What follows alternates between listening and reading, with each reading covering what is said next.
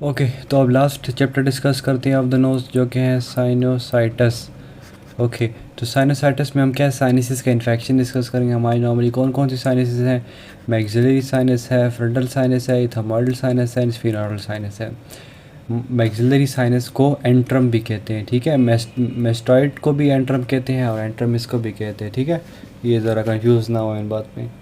Book में दोनों जगह में एंट्रम मेंशन है। इसमें इसकी जो ट्रीटमेंट होगी ना, ऐसी बता देता हूँ, वहाँ उसको एंट्रल लिवाज कहते हैं। मतलब मैं डिस्कस करूँगा, खैर इसमें कोई मुश्किल नहीं है, मतलब कि अभी सिर्फ नाम बता रहा हूँ। और मेस्टॉइड में जो है ना, उसमें भी एक पार्ट है एंट्रम, मेस्टॉइड एंट्रम। तो ये दोनों में एंट्रम एंट्रम है, इसलिए कंफ्यूज ना हो। अच्छा, तो on the basis of infection जब हम जाएँ तो सबसे पहले मोस्ट कॉमन कौन सा है? मैक्सिलरी है, फिर एथमोइडल है, फिर फ्रंटल है और फिर स्फिनोइडल है। क्यों? क्योंकि सबसे मतलब कि इनकी डेवलपमेंटल एज पे ये डिवाइड किए हुए हैं। सबसे जो है ना 4 to 5 मंथ्स में जो है ना ये फंक्शनल हो जाता है, मतलब क्लिनिकली जो है ना फंक्शनल है। और इथमोइडल साइनस जो है ना वो 1 ईयर में जो है ना प्रॉपर्ली डेवलप हो जाते हैं क्लिनिकली, मतलब कि वो हो जाते हैं। फ्रंटल साइनसेस जो है ना they take about 6 years. And sphenoidal sinus जो है ना 4 ईयर। स्फिनोइडल साइनस जो है ना इसमें मेजरली जो है ना इसमें मतलब कि और सब के कंपैरिजन में इसमें मतलब नॉर्मली जो है ना इन्फेक्शन लेट ही होता है। इसमें अगर इन्फेक्शन होगा तो तब होगा जब इन सब में है, या फिर जो है ना पीछे कोई डिफरेंट कॉज है, वो आगे फिर डिस्कस करते हैं जब इसका जो है ना सेपरेट साइनस डिस्कस करेंगे। तो सबसे पहले आते हैं इंट्रोडक्शन अबाउट द साइनसाइटिस के बारे में। साइनस का आपको एनाटॉमी मैंने बता दिया कि एयर स्पेसेस हैं ये, ठीक है। अच्छा, तो अब इनके जो है ना मैं पहले कॉमन फीचर्स बताऊंगा, जो सब में ऑफ कोर्स ये कॉमन ही होंगे, और फिर जो है ना 1 by 1 एक एक साइनस से डिस्कस करते हैं। तो जनरली जो साइनस का इन्फेक्शन है ना, वो हमारे जो है ना, मैंने कहा था कि जब नोज़ का इन्फेक्शन होगा तो साथ साइनस का होगा, साइनस का होगा तो साथ नोज़ का भी होगा। और उसके और जब ये एक साइनस इन्वॉल्व होगा तो उसके साथ ही और भी जाके इन्वॉल्व हो जाएंगे, ठीक है। तो ज़रूरी नहीं है कि हर वक्त सिर्फ यूनिलैटरल होगा, हर वक्त जो है ना मल्टीपल साइनसेस भी इन्वॉल्व हो सकते हैं।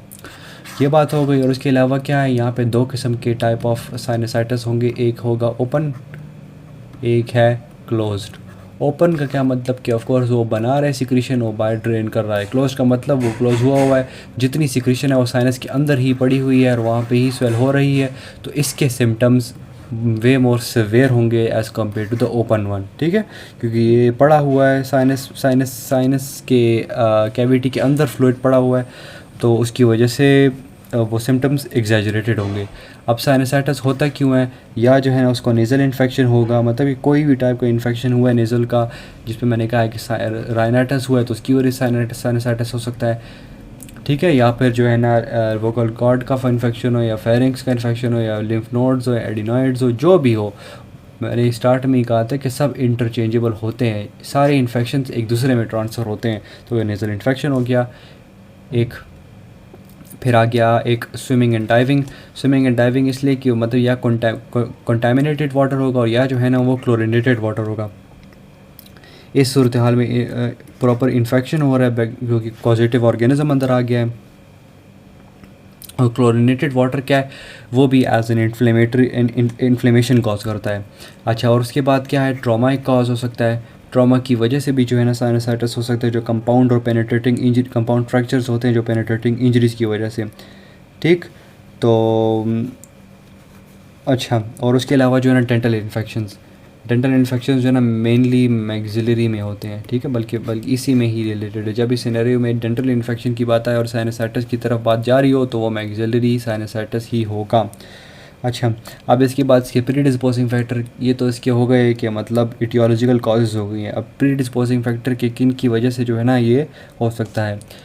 अच्छा, नेज़ल पैकिंग हो गई है, या जो है मतलब नेज़ल पैकिंग है तो of course they won't be able to pass air through the nose, nares के थ्रू नहीं जा सकेंगे। जब नहीं जाएंगे तो फिर क्या करेंगे, वो साइनसेस अपने मतलब कि सिक्रीशंस बाहर नहीं फेंक सकेंगे, और ना ही वो एरिएट प्रॉपर हो सकेंगे। क्योंकि जब हम इंस्पायर करते हैं तो उसकी वजह से मतलब इंस्पायरेशन एक्सप्रेशन के थ्रू इनसे भी जो है ना वो जो इनमें जो एयर ट्रैप्ड है वो भी जो है ना फ्रेश हो जाती है। ओके, तो एक मतलब ये सारे इसी की वजह से ही हो रहे हैं। क्योंकि एरिएशन प्रॉपर नहीं हो रही। तो नेज़ल पैकिंग हो गया, डेविएटेड सेप्टम हो गया, हाइपरट्रॉफी हो गया of the turbinates, edema of the sinuses ostia, मतलब कि इस साइनस से जो है ना इसने ड्रेन आउट करना है, इसी का ही एडीमा हो गया और एक क्लोज हो गया है। तो इसकी वजह से भी जो है ना साइनसाइटिस हो सकता है, या जो है ना नेज़ल पॉलिप हो गया, या जो है ना स्ट्रक्चरल एब्नॉर्मेलिटी आ गई थ्रू द कंपाउंड फ्रैक्चर्स, या फिर जो है ना उधर कोई बिनाइन या मैलिग्नेंट लीजन है जिसकी वजह से जो है ना नहीं हो रहा, या जो है ना पीछे नेज़ोफेरिंक्स में कोई लीजन है जिसकी वजह से जो है ना प्रॉपर एरिएशन नहीं हो रही और ये साइनसाइटिस हो गया है।